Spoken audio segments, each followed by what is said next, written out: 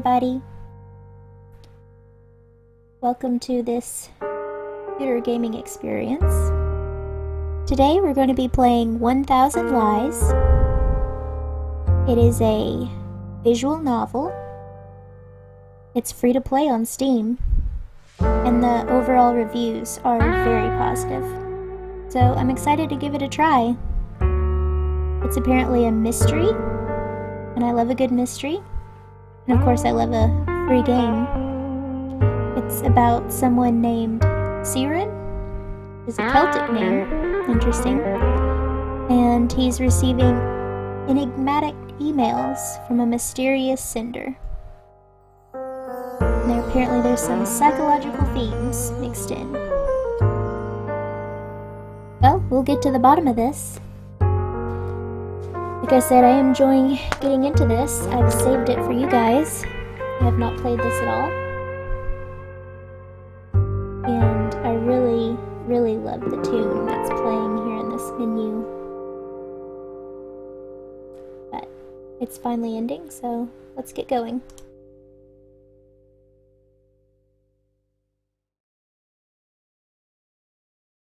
Much like the origin of our dreams, 3 youths forged their friendships out of unclear beginnings. The innocence of their childhood souls knew nothing of the ulterior motives that the jaded mind of an adult might have.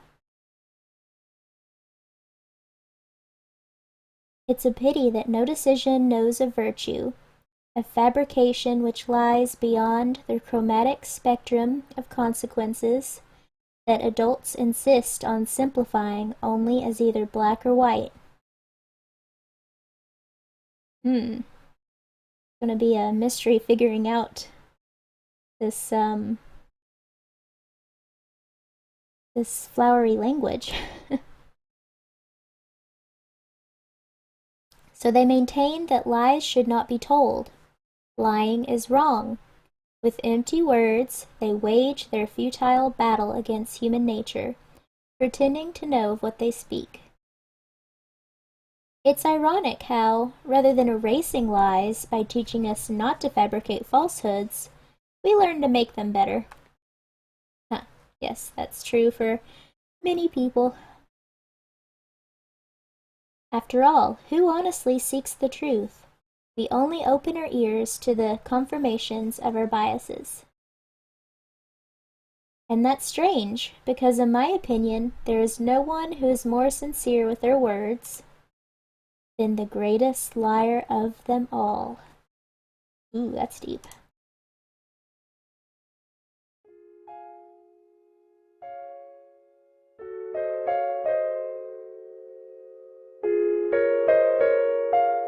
Very artistic background we're looking at. I do love this piano tune they're playing. Don't ask me what it is. I can't remember what titles of classical songs. Okay, alright, into the story. Notes fell readily from my memory and onto the piano keys at my fingertips, recreating the trite sounds of Maestro Debussy's esteemed melody. Oh, I guess that's the song. I played for no attentive listeners in no grand auditorium. Only one man fell within earshot of my tune. As weak with his words as with his posture, he shifted his eyes about in a mixture of fear and doubt. Even if I were to close my eyes, I could draw his features in the void with nothing more than my memories. Every feature, every pulsing movement, the signs on his face that age had yet to win its long battle against its youth. I can still taste the crisp, bittersweet flavor my mind gave to the air on the day I found him, staring so intently at the starry sky as if he wanted to leave the rest of the world behind. That infamous night, quietly overseen by Maestro Debussy, would change everything forever. I apologize if I'm not saying Debussy right. I think that's how you say it, but correct me if I'm wrong.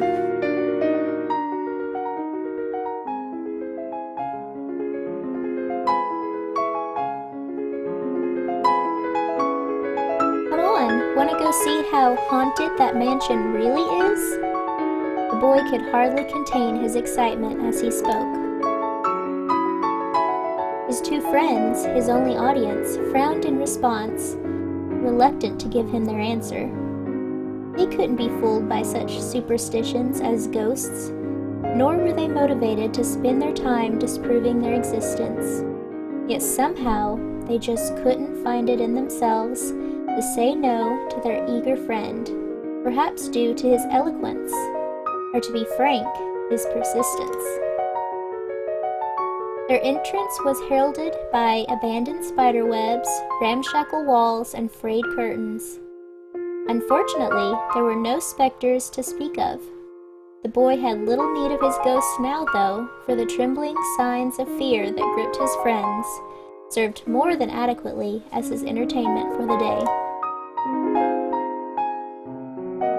So our intrepid leader took point, taking his exploration party deeper into the dust-veiled interior of the old mansion.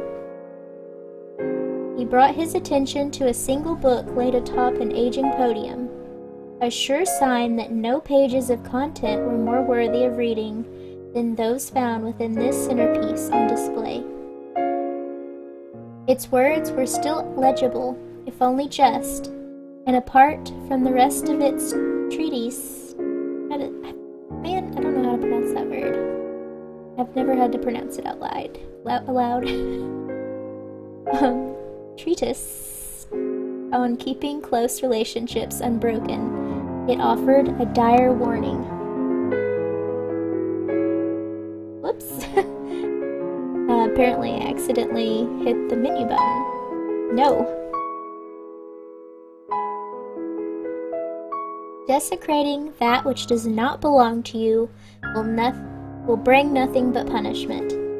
That which you love will inevitably become the greatest of your fears. Whoa.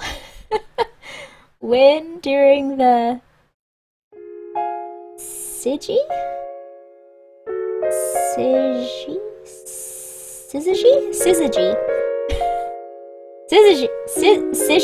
Okay.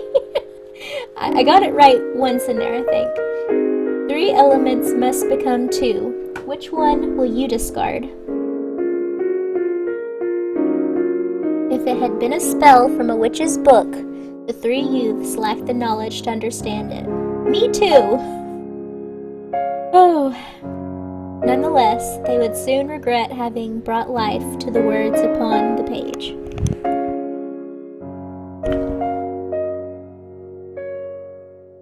From out of the darkness, shackles appeared and bound the 3 together with unbreakable chains that only they could see. Doomed to keep each other's company eternally.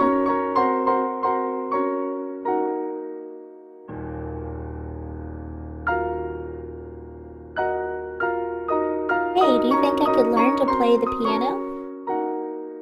Says the kid. Are you serious? Why should I bother to teach you? You've had more time to learn than I have. The pianist says. No, that's not what I meant. I was just curious. Well, it's a simple question with a long and complicated answer. So, here it is. No. What? Why not? Do you really need me to spell it out for you?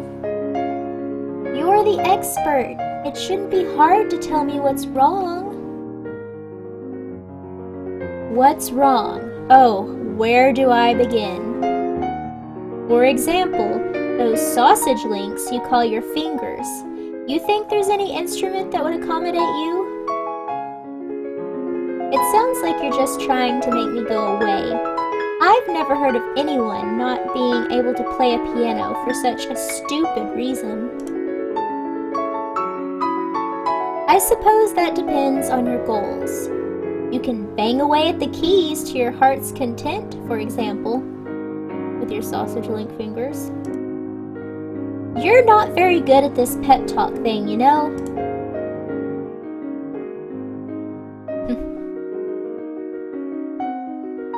That was interesting dialogue.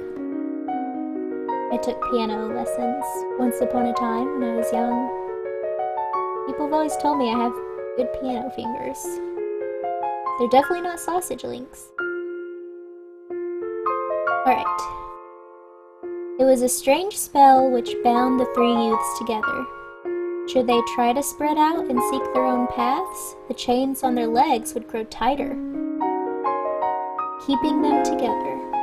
But if two of them agreed to stay close to each other, they could grant the third prisoner an extended length of distance. The links in the chains were interrupted by obstacles. They only enforced the proximity by which its prisoners must be held. Still, they could find a way to live with their curse with none but themselves, being the wiser to it. And how could anyone believe that three friends have been physically bound by a chain which eludes the sight of everyone but its prisoners, passes through all obstructions, and is untouchable to anyone else? Under the premise that they used to spend all their time together, none of them thought this incident would harm their lives too much. Using their imaginations, they could manage some way to go on with their lives. In time, a change came upon them. Just as the origins of their friendship remained unclear, so too would it be difficult to pin down just what had kept them united.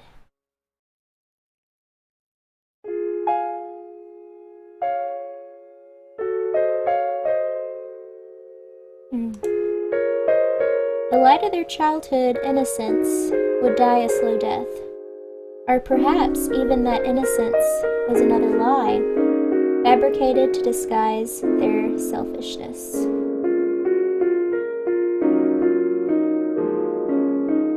Sorry if there's a long pause between paragraphs, but sometimes I have to look back at what I just read to make sure I got the point.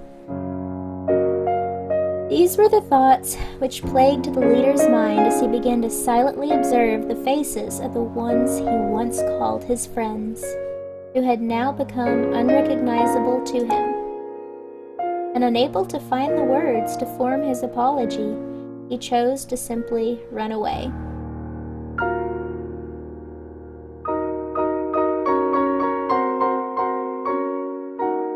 Alright, back to the pianist and the kid. Come off it already. You didn't come here for a piano lesson. If you've got something to say, spit it out already. But the kid merely choked on his words, unable to force his thoughts into the open air. You don't have to say a thing if you don't want to. You're a grown man and you can make your own decisions. You don't need me to tell you what to do. Just know that every choice comes with a price. I don't want you to come crying to me later as if I were responsible for your decisions. Through the corner of my eye, I guess this is from the pianist's point of view, I could see that no amount of shaming language would drive him away, yet he still milled about in his own indecisiveness. I sighed audibly, making my displeasure with our status quo abundantly clear. Fine. Do you want to know what made me want to learn how to play the piano? It had been an impromptu change of subject, surprising even myself. I was never one for improvisation. Bringing a close to the piano's melody, I pushed myself away from the keys. I raised my hands up as if to display them alongside my words. I'll tell you what spurred me on to play this instrument. It was after someone told me the most discouraging thing. that with fingers as thick as mine, I would never be able to play an instrument. I see. Oh, the pianist himself was told he had sausage fingers. Okay. Back to this story about 3 friends chained together. Okay, so he ran, struggling against his own loss of breath until the cruel chains, trailing behind, rose up to remind him of their limited length. Well, duh. But that would not stop him. Surrender was beyond his understanding now. No senseless witchcraft would be allowed to outperform his willpower. He didn't care about the blood or the pain. He would keep on running, empowered by his will, even if his leg were to break. The chain stretched with each step, with the metallic echo of the links breaking behind him. Groaning under the pressure, each link in the chain warped and bent to the breaking point, struggling to match the strength of his determination. So it was that the curse vanished into thin air, leaving no trace that it had ever bound anyone together. Well, that was a quick resolution to their problem.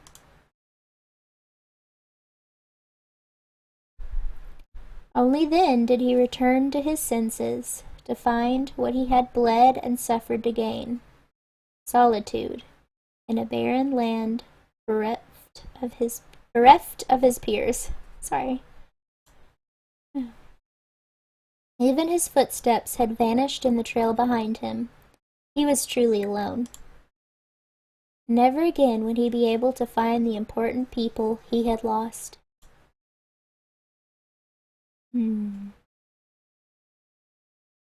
Okay, so I guess that was the intro. I don't know if that story is just metaphorical. What? Okay, I see what you did there. And I don't know if the pianist and the kid are characters that have something to do with the story. Alright, let's figure out her name. Ziva Shani. Indian. Let's say Indian. I know how you feel about me, but I mean, we spend a lot of time together. It's fun being with you, but like, you're a great friend, so it would be better not to lose that. I'm sorry, Indian. I don't know what I'm saying. Why did you have to confess to me, here and now? Oh, so Indian is Siren. Okay. It's not you, it's me. Is that what you wanted to say? But the truth is that until now, I was your second choice. The backup in case the first didn't pan out. Am I wrong? No, it's not like that, I swear. That's precisely the issue, Ziva.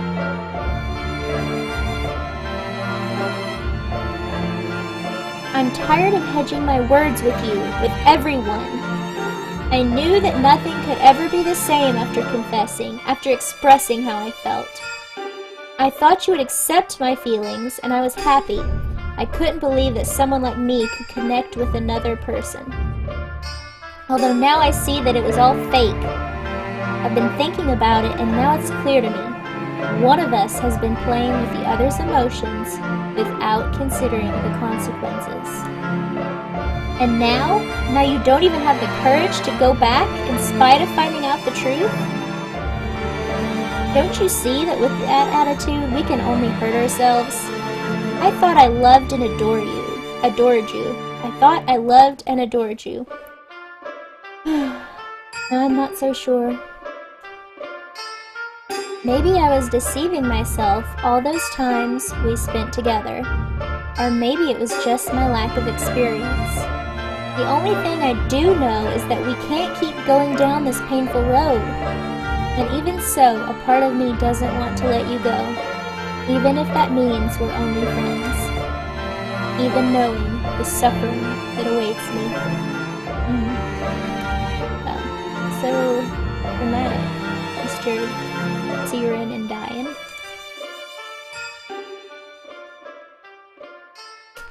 Searin, what are you thinking? How could you say something like that? Whispers spread throughout the classroom. That isn't exactly whispers, it's more of a indistinct chattering, maybe? As expected, we become the center of attention and students from all of the nearby classrooms crowd around to eavesdrop. The pressure put on me by the current situation makes my legs begin to shake. Still, somehow I have managed to look calm and composed. Okay, this character is Jose Wine. Okay, that sounds good enough. Come on, Ziva. And Seer? Okay. He's calling him by little nickname there. Okay, come on, Ziva, Seer. Let's take a minute to calm down, okay? Don't you think it'd be better to talk about this later? The next class is going to start any moment, and I don't think. You're one to talk, Jose. Everything is your fault, after all. Huh? What did I do now? So, you already knew. Nobody told me, if that's what you're worried about. I figured it out on my own. I just had to put 2 and 2 together. I don't think I understand what's going on. Would someone care to explain? Yeah, explain to me too, Ozzy. Yeah, Ziva. Do it. Explain it to him. I wouldn't be able to forgive myself if I ruined the lives of my 2 best friends because I was selfish. I've already been rejected. Are you sure about that, Indian? I don't want to. Ziva puts her hand on my shoulder as she tries to cheer me up. I nod at her to indicate that she can continue. Then I choose to walk away, leaving them in silence. Pushing my way past a crowd of students and a teacher, I head into the hallway without ever looking back. I'm running away, I know. But there are times when being a coward is the only way to survive on the battlefield. Okay, now I see how the metaphorical story of the prologue is fitting in. 3 friends. One is running away from the situation because he's been rejected. From the hallway, I can still hear what's happening on the other side of the door. I can hear the woman I love declaring her love for another man. The students inside the classroom suddenly erupt in various noisy reactions. Yeah, it's the same sound effect as before, but slightly louder, I think.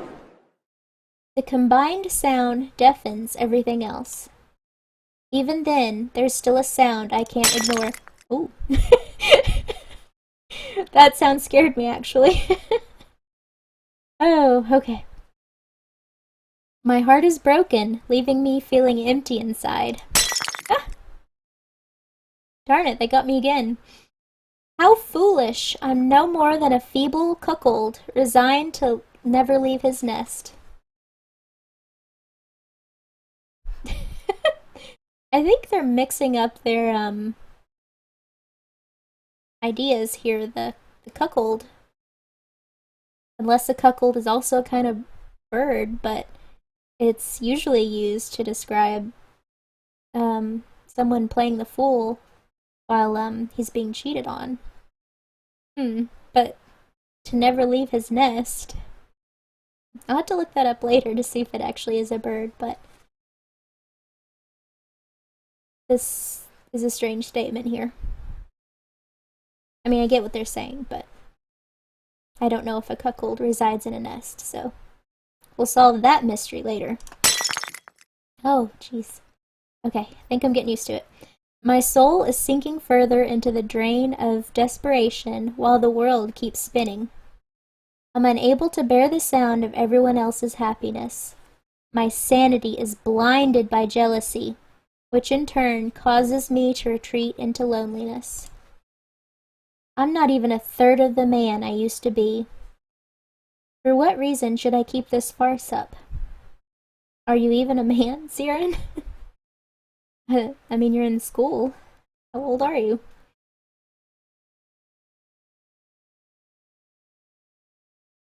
I'm sorry, Ziva. I'd be lying if I said that I didn't like you. Then what's the problem? There is no problem. You're beautiful. Any man's ideal woman. I've dreamt of you many times, of us being together, going on walks while I hold your hand, even our wedding. Whoa. Calm down there, Aze. I've dreamt of the house we would buy, the 3 kids we would have, the names we would give them. Aze? But it's impossible now. The truth is, I'm in love with someone else. So it is true. I had suspected it, but I couldn't believe it. She's here, right? That's right. I'm talking about the new substitute teacher. I'm sorry. I wanted to go ham on that saying for some reason. Like I'm Roy Mustang talking about tiny miniskirts, but then I aborted it right away. Oh goodness. Alright, the new substitute teacher. Everybody's alarm bells go off. In unison, everyone's gaze. Let me give that one another try. Okay. Everybody's alarm bells go off. In unison, everyone's gazes. Is that right? Shoot towards the entrance of the classroom. I think they meant gazes.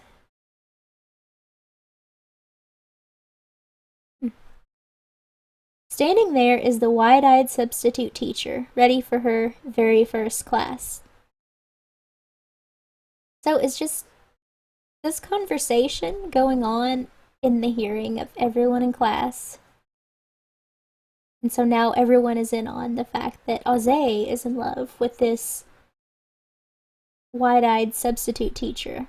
And this is her first class. How did he fall in love with her already? The tension causes her to drop her books. A soft, stuttering noise is all that her brain can process right now. Regardless, she didn't need to say anything. Not before she got cut off by sudden, hysterical applause. Great, how fantastic.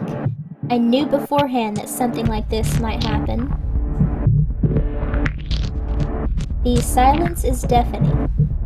You can see the pity growing on everyone's faces. It feels as if the Grim Reaper himself has sentenced them all to an ill fate. You had wanted to confess before Aze did. Both of us knew what he had been planning, and about his unrequited love for the teacher that the rest of this class hadn't even met yet. Okay, is Siren talking to himself or out loud?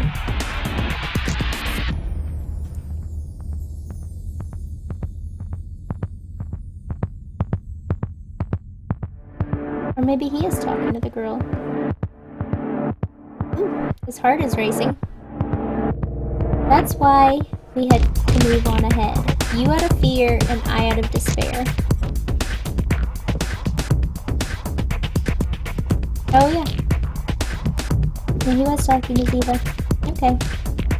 My words, parted by the sound of my breathing and accompanied by the sound of my steps, crashed down upon Ziva as I walked to my desk.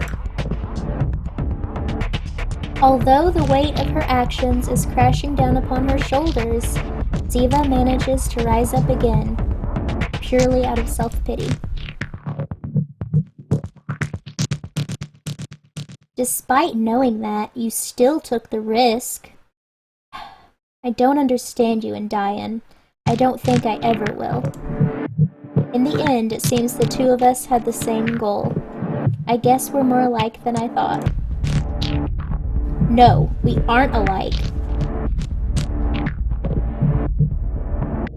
My hand clumsily reaches for something to grasp until I can clutch something. While my face twists into a distorted smile, I convince myself that this time, I'll really win and I won't let go. I can prove to you that my love is real. Oh, not giving up easy, huh? I can show you just how strong my resolve is, Ziva! The scissors! He grabbed the scissors! Don't do this, Seer! We can still talk it over. Sorry, things escalated quickly. And Diane, no! No!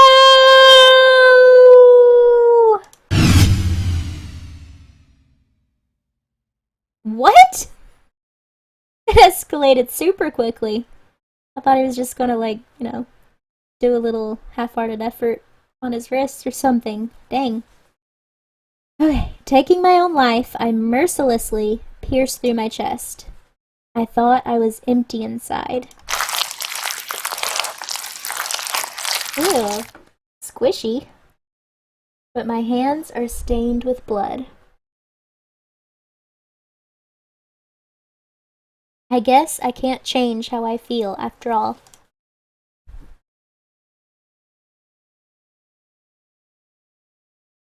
Goodbye, Ziva. Goodbye forever. It's over! Mission accomplished! And Diane is dead! Thank you all. I hope you had as much fun as I did. The spectators began to clap. Due to Ziva's popularity, she receives the most attention. You can only hear them cheer her name. Seeing her play that kind of role is something new and bold, something the audience excitedly welcomes. It was all a play. It was all an acting scene. They fooled us. A job well done. There's no better way to start the day. Right? Compañero? I don't know that many Spanish words, so I hope I said that right. Aze helps me get up, and I shake off the ketchup on my clothes. Yeah, I don't think that ketchup is just gonna shake off. My shirt is a complete wreck, but what could I do? It was a small price to pay in exchange for some laughs. We aren't known as the class clowns for nothing. We eat pranks like this for breakfast. Okay, it was like a prank. Prank that they were pranking the class with. You weren't yourself. You were beating around the bush too much. What the hell was that about with the wedding and the kids? Believe me, bud, it's not every day that you get a confession from Ziva, even if it was just acting. It's totally normal to start picturing things like a wedding and our 4 future children together. Hey, before it was 3. Why are you deciding on more children?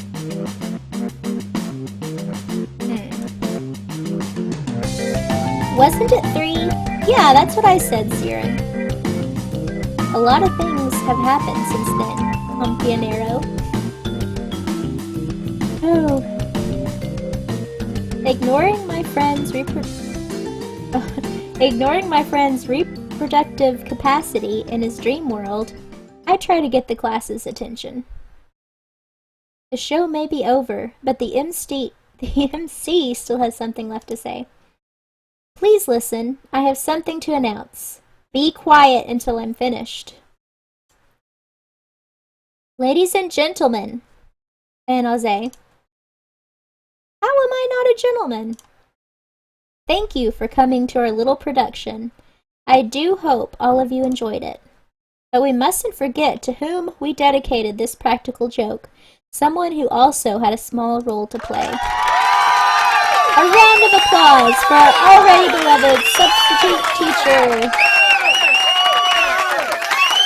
Please, come up to the stage and introduce yourself. We don't even know your name yet.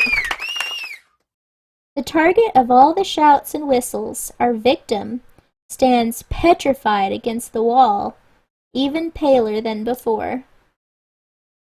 At first she appears frightened, then she frowns, until finally she scowls and begins puffing air out of her nose like an enraged bull. What other reaction could we expect from our little prank? Right. The three of us end up in the principal's office. Well, yeah. What do you think was gonna happen?